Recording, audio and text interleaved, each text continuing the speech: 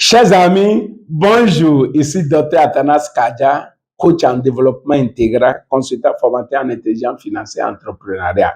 La fois passée, on a abordé le sujet de mariage et nous avons vu d'abord les 7 étapes qui conduisent à un mariage réussi. Et si vous vous souvenez très bien, on a vu les 7 étapes qui aboutissent à un mariage réussi. On a dit première étape, lune de miel. Deuxième étape, vie normale. Troisième étape, communication. Quatrième étape, compréhension. Cinquième étape, accord. Sixième étape, unité. Et septième étape, harmonie. Et là, vous êtes là ensemble, n'importe quel sujet vient, vous passez par le processus et ça vous conduit à l'harmonie, à la paix dans le foyer. Maintenant, nous voulons voir l'autre côté parce que l'expérience a montré que sur 100 mariages, c'est à peine 50% qui aboutissent à l'harmonie et c'est la mort qui les a séparés. Il y a aujourd'hui beaucoup de divorces, même dans l'église. Il y a de divorces à cause de la malcompréhension. C'est pour ça que je vous dis, si vous ratez votre mariage, il vous serait difficile de réussir votre vie. La réussite dans la vie passe aussi par la réussite dans le mariage. Maintenant, et je vous ai dit la fois passée que ce n'est pas l'amour qui permet à un foyer de faire long feu. Sinon, si c'est l'amour qui maintient un foyer jusqu'à la fin, pourquoi il doit y avoir de divorce? Non. Donc, c'est les étapes. Et ici, maintenant, nous allons voir les 7 étapes qui conduisent à un mariage à échec. C'est-à-dire un mariage qui va échouer. C'est 7 étapes encore. Mais il y a 2 étapes qui sont communes aux deux. Première étape, c'est lune de miel. Tout mariage, quand vous avez vu des mariages les gens qui ont fini par divorce ou séparation là, ils ont aussi commencé par lune de miel. Ils ont fait les formalités, ils ont payé d'autres, en tout cas, ils ont fait ce qu'ils doivent faire jusqu'à ce qu'ils sont venus ensemble. Et on a fait la lune de miel. Tout le monde, lune de miel, ça commence normalement. C'est le moment le plus merveilleux même. Maintenant, après, comme je vous l'ai dit la fois passée, le temps de lune de miel, je vous ai expliqué. C'est en ce moment-là que l'homme pense que sa femme est un ange. L'homme pense que la femme aussi pense que vraiment Dieu lui a donné un ange. Son mari ne se fâche pas, son mari n'a pas de problème, son mari ne parle pas, son mari est calme, son mari supporte tout, ainsi de suite. La femme aussi voit que sa femme est respectueuse, sa femme la respecte, sa femme lui met l'eau dans la douche, ceci, il vient l'accueillir, ainsi de suite. Là, elle pense que vraiment, non, ça là c'est doux. Parce que non, mariage là c'est doux. Effectivement, au début c'est doux. Maintenant, quand on quitte l'étape de lune de miel maintenant, on vient à l'étape de la vie normale. Et à l'étape de la vie normale, les caractères, les comportements, consciemment ou inconsciemment cachés, commencent maintenant par venir à la surface. Parce que tu vas te cacher jusqu'à quel moment? Tu vas cacher ta colère là, jusqu'à quel moment? Tu vas cacher tes faiblesses là, jusqu'à quel moment? Non, la vie normale commence. Cordio devient Cordio, Asiba devient Asiba, Paul devient Paul, Rose devient Rose. C'est de ça qu'il s'agit. Reine devient Reine, Jacques devient Jacques. C'est la vie normale. Donc tous les caractères, les faiblesses qu'on a consciemment ou inconsciemment cachées, comme on est venu dans la vie normale, parce que ce que tu cherchais à avoir avant, et tu te gardais que, si je me mets en colère maintenant, la femme va refuser.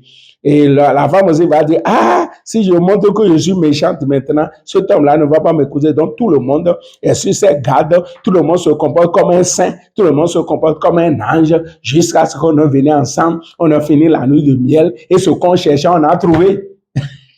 Tu voulais voir sa nudité, tu as vu plusieurs fois. Je sais que maintenant tu es fatigué. Maintenant, on rentre dans la vie normale. Maintenant, dans la vie normale, les caractères, les faiblesses, consciemment ou inconsciemment qu'on a cachées, commencent par reprendre surface. Maintenant, les mariages qui veulent échouer, au lieu de prendre le chemin de la droite et la communication, non. Chez eux, maintenant, c'est critique. Je ne savais pas que c'est comme ça que tu étais. Si je savais, je ne l'allais pas t'épouser. L'autre aussi va dire, quitte là-bas. C'est comme ça. Critique. C'est ça. Critique. On commence par se critiquer pour dire, ah, ça ce n'est pas normal. Je ne savais pas que c'est comme ça, tu es ici. Comment tu peux faire des choses comme ça? L'homme va réagir, la femme serait étonnée pour dire, ah, moi je pensais que c'est un ange que j'ai épousé. Je ne savais pas que c'est un lion. Ah, donc c'est comme ça que tu es. Donc vous venez à l'église, hein, ainsi de suite, vous vous cachez, alors que tout ça. L'homme aussi va dire, ah, moi je te vois à l'église calmement, je pensais que tu es un ange, ainsi de suite. Moi, je ne savais pas que tu étais comme ça. Voilà, critique commence. Et après critique, là, ça conduit à où? Hostilité. Les hostilités commencent. On commence par s'insulter. Quitte là-bas, quitte là-bas. On commence par s'insulter. Il y a certaines personnes qui vont même apporter la main sur leur partenaire. Très grave, très dangereux. Donc, les hostilités commencent parce que vous avez refusé de communiquer qui va vous amener à la compréhension. Non, vous les critiques. Et quand les critiques, de critique en critique, critique conduit maintenant à quoi? À hostilité. On commence par s'insulter. On commence par s'insulter. L'amour est en train de disparaître. Chacun se bat même. On va les séparer. Hostilité. Des fois, on va voir le pasteur. L'autre, ils vont fatiguer le pasteur. L'autre va parler juste à temps. L'autre va dire non, ce n'est pas comme ça. Ou bien on va aller voir les beaux-parents, tout ça. Les hostilités, on commence. Et si les hostilités commencent à conduire à quoi? À la méfiance. Ah, c'est comme ça que l'homme là est. Donc, il me voulait simplement. Et tout ça, là, comme il a trouvé ce qu'il a trouvé, maintenant c'est fini, ce combat comme ça avec moi. L'homme aussi va dire, ah bon, la femme là, puis on dit qu'une fois mariée, c'est toujours mariée. Donc, la femme là se comportait comme ça pour m'avoir, parce que pour elle, c'est que quand on va se marier seulement, c'est terminé. Ah, donc c'est comme ça. Les hostilités amènent maintenant la méfiance. On ne peut plus se dire tout son cœur. L'autre se méfie de l'autre. L'autre se méfie de l'autre. Parce que on n'a pas pris le chemin normal, le chemin de la communication, de la compréhension, de l'accord, de l'unité et de l'harmonie. On a refusé ce chemin-là. Et maintenant, on a pris l'autre chemin. Critique. Les critiques amènent quoi? Hostilité. On commence par s'insulter. L'autre se fâche contre l'autre. On se bat même. Ainsi de suite là. Maintenant, si c'est comme ça, tu as porté la main sur ta femme. Tu as insulté ta femme. Ta femme ne peut plus avoir confiance en toi. C'est la méfiance maintenant. La femme n'a plus la confiance qu'elle avait pour dire, voilà, j'ai vu un homme, je peux lui confier toute ma vie. Il va me protéger. Il va se battre pour moi. Non, c'est la méfiance maintenant. Je n'ai plus confiance en lui, je n'ai plus confiance en elle. Les problèmes ont commencé. On commence par aller de lieu en lieu et tout ça, on va voir le pasteur, on va discuter. Après, on va voir les parents, ainsi de suite. Et à ce moment même là, on n'arrive même plus comme on se méfie l'un de l'autre. On se couche même sans prier ensemble. On se couche même sans prier ensemble. On mangeait ensemble avant, on ne mange plus ensemble. L'autre prend ça, l'autre prend ça. Maintenant, tu vas voir que l'homme, comme la maison chauffe, avant, il venait rapidement à la maison. Vous savez, pendant la période de lune de miel, là, on coupe pour venir vite à la maison. Hein. On coupe pour venir vite à la maison. Maintenant, là, l'homme va rester dehors. Peut-être il peut passer chez un ami. Il peut passer auprès, à côté, dans une buvette, prendre quelque chose. C'est-à-dire pour que sa femme, là, ne veut plus de problème qu'elle soit en train de dormir avant que je ne rentre à la maison. C'est la méfiance. Parce qu'on n'a plus confiance en l'autre. Et la méfiance conduit à quoi? À la haine.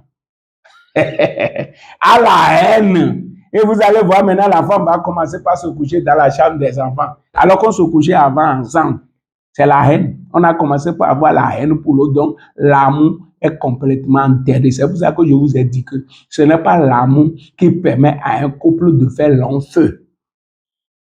Parce que si vous ne suivez pas les étapes, vous ne faites pas ce que vous devez faire, vous ne vous donnez pas la discussion, la compréhension, l'accord, l'unité qui va vous conduire à l'harmonie. Il n'y a rien à faire. L'amour là va mourir, l'amour là sera enterré complètement et c'est la haine qui s'installe. Et toi, qui quand tu ne voyais pas la sœur, tu n'es pas à l'aise. Toi, femme, quand tu ne vois pas ton fiancé venir à l'église et tu es en train de dire, et vraiment, qu'est-ce qu'elle a? Est-ce qu'elle n'est pas malade? Ainsi de suite. Tu commences à poser des questions. On est là maintenant. On ne demande même pas l'autre.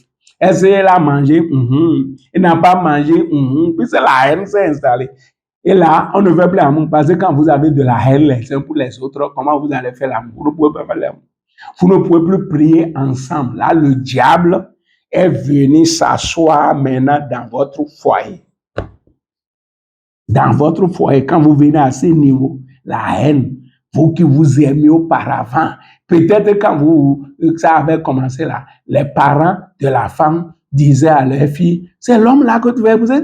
Oui, je vais l'épouser. C'est la volonté de Dieu pour moi. Si je ne l'épouse pas, je vais mourir. Ainsi de suite. Et maintenant, et maintenant, parce que vous êtes passé à côté du foyer, le foyer qui veut réussir, il y a des étapes. Et le foyer qui veut échouer, il y a des étapes. Je suis en train de dire ça pour que chacun examine son foyer pour voir à quel niveau vous êtes. Peut-être vous commencez les critiques. Si vous ne mettez pas fin à ça, pour prendre le chemin de la communication, ça va vous conduire à quoi? À hostilité. Ça va vous conduire à l'hostilité. Et si vous ne faites rien, ça va vous conduire quoi? À la méfiance. Vous ne faites rien, ça va conduire maintenant à la haine. Maintenant, quand la haine s'installe, je ne suis pas à l'aise avec toi. Quand je ne suis pas à l'aise avec toi, il y a de la haine. Pourtant, on ne peut plus rester dans un même foyer. C'est là qui amène séparation ou divorce. Certains commencent d'abord par séparation. Ah, je vais regarder mes parents. Ou bien l'homme va dire à la femme, va rester auprès de tes parents un peu d'abord. Ainsi de suite, ou bien la femme se fait pour dire non. Moi, je veux me mettre à l'écart un peu parce que je n'arrive pas à bien respirer. Et c'est pas comme ça également que les tensions commencent. Parce que quand vous êtes dans cet état, vous allez voir la femme va commencer par souffrir de la tension. Et elle pleure à moins de choses de tout ça là. À moins de choses, on est chadi. On est devenu comme chien et chat dans le foyer. On est devenu comme chien et chat. L'autre dit ceci, l'autre réagit. L'autre dit ceci, l'autre réagit. C'est ça qui amène la maladie. Ça amène maladie, ça amène tension. Et maintenant, quand vous arrivez à l'étape de la haine là, ce qui suit, c'est séparation ou divorce. Et souvent, ça commence d'abord par séparation. L'enfant va dire, je vais regagner mes parents. Et il va regagner ses parents. On sera en train de discuter. Des fois, ça ne marche pas et ça conduit au divorce. Alors que Dieu ne nous a pas mis ensemble pour que nous divorcions. Normalement, il faut comprendre. Quand tu te maries, il ne faut pas faire programme de séparation, de divorce. Non. On se marie pour la vie et la mort. C'est la mort qui va vous séparer. Donc, vous qui êtes là, vous êtes en difficulté dans vos foyers, examinez où vous vous trouvez. Je sais que lune de miel s'est déjà passée. La vie normale est là. Et maintenant, vous donnez critique, hostilité, méfiance, haine, et ça va vous conduire à la séparation. Donc, je vous en prie, reprenez l'autre chemin, le chemin normal. Le chemin normal, c'est quoi? Lune de miel, vie normale, communication, compréhension, accord, unité et harmonie. Que Dieu vous bénisse. Je suis Dr. Athanas Kadia. Vous voulez me contacter pour vous aider dans vos foyers? Plus 229 96 25 36 66. Je peux vous aider à distance. Je peux vous aider à distance et autour de cela. J'ai une chaîne WhatsApp, j'ai une chaîne TikTok, j'ai une chaîne YouTube, j'ai une page Facebook. Quand tu suis mes vidéos, il faut faire quoi? Il faut t'abonner d'abord et activer la cloche pour qu'à chaque fois qu'une vidéo vient, voilà, tu peux avoir le signe. Maintenant, quand tu t'abonnes, tu partages. Il faut partager, il faut liker, il faut aimer. C'est en faisant comme ça que vous allez m'aider à vous aider. Je vous remercie.